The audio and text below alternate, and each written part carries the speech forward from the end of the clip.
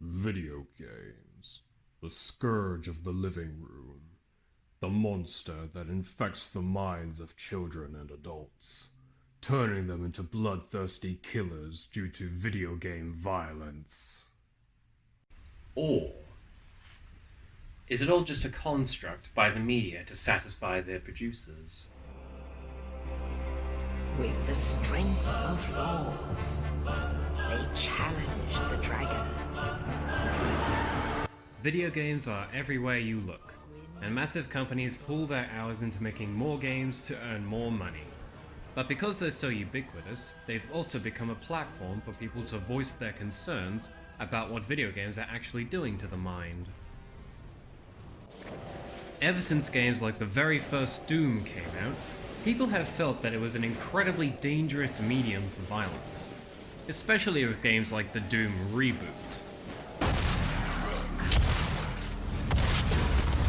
Now, you may think I'm a hypocrite for censoring that last one, but the truth is, there are themes that it contains that should not be exposed to children at such a young age. It is rated for adults for a very good reason. And if children are exposed to it at a young age, there should be a parent or guardian to supervise. And this is the problem with this whole debate. Many people may recognize this game and the types of reactions it generates from children. But what most people tend to forget is that it's the parents' responsibility to manage what their children do and don't do, and allowing them to engage in such behaviors that are exhibited from these games they play is often interpreted as a sign of bad parenting depending on the game they're playing. And another common belief is that games like the Grand Theft Auto series promote bad behavior by rewarding players for doing these bad behaviors. Although, what do Doom and Grand Theft Auto have in common? Oh yeah, they're rated for adults like myself.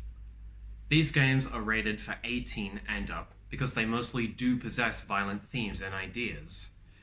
And yet, parents who complain about their children being addicted to such games seem to forget it's their own fault in the first place for allowing this to happen. Great word, peeps. I detect sarcasm. And what does this all lead to? Well, the belief that video games cause school shootings. Obviously, the blame goes towards games such as the Call of Duty franchise for these shootings, when in reality, this link between violent games and real-life violence is practically naught. A psychology professor at Stetson University named Christopher J. Ferguson says, "Speaking as a researcher who has studied violent video games for almost 15 years, I can state that there is no evidence to support these claims that violent media and real-world violence are connected." He's been studying video games for that long, and even he hasn't found any connection. And as recently as 2017, he writes, "In 2017, the Media Psychology and Technology Division of the American Psychological Association released a statement that I helped craft, suggesting reporters and policymakers cease linking mass shootings to violent media, given the lack of evidence for a link." If there's no connection between pixelated violence and real violence, then why do people blame video games?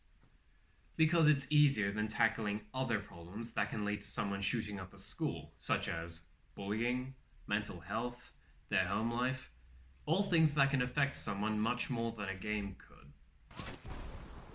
But how does this explain all the school shootings that have occurred when it's been proven that games are not the root cause of this? You shoot a deer in America and nobody in America panics. But shoot a pixelated deer, and everybody loses their minds! But when you think about it, America does possess certain laws that differ from other countries, such as, I don't know, being allowed to own a gun? Dun dun dun! Following more recent mass shootings in El Paso, Texas and Dayton, Ohio, a man named David Hemingway, professor of health policy at Harvard T.H. Chan School of Public Health, spoke with the Harvard Gazette about gun violence. When asked if mental health issues and violent video games were factors of mass shootings, he responded, "The elephant in the room, the thing that makes us stand out among the 29 other high-income countries, is our guns and our weak gun laws. As a result, We have many more gun-related problems than any other high-income country. Now, while it is true that video games can cause aggression levels to spike in a person, it's usually due to the difficulty of the game, and not the game itself. Remember Flappy Bird? However, even in 2019, whenever there's a mass shooting, many politicians will still point the finger at video games. And in some aspects, video games can cause violent behavior, but not because of the violence of the game. In December 2018, popular TV host Jimmy Kimmel issued a challenge to parents to turn off the TV while their children were playing Fortnite. And most, if not all, of the results were of a very angry kid with a very angry squeak. But it's not necessarily the fault of the game. By nature, it's very addictive, and children aren't the only ones who've played it for hours on end. But is it still to blame? Not entirely. A mother of two named Catherine Phillips wrote an opinion piece on the Metro News website saying, "Every parent makes a decision whether their children are mature enough to play games which are out of their age range." And this is what many people fail to understand about children and video games.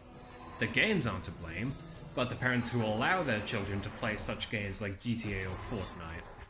At the end of the day, video games aren't the reason behind violence. They're the scapegoat for parents and politicians who don't want to admit the real issues. Will people still continue to blame video games? Yes, of course they will. But the fact is, there is more than enough evidence to say that video games aren't brainwashing people into violent murderers. But the other truth, sad as it is that as long as people point the finger, the debate will never truly end.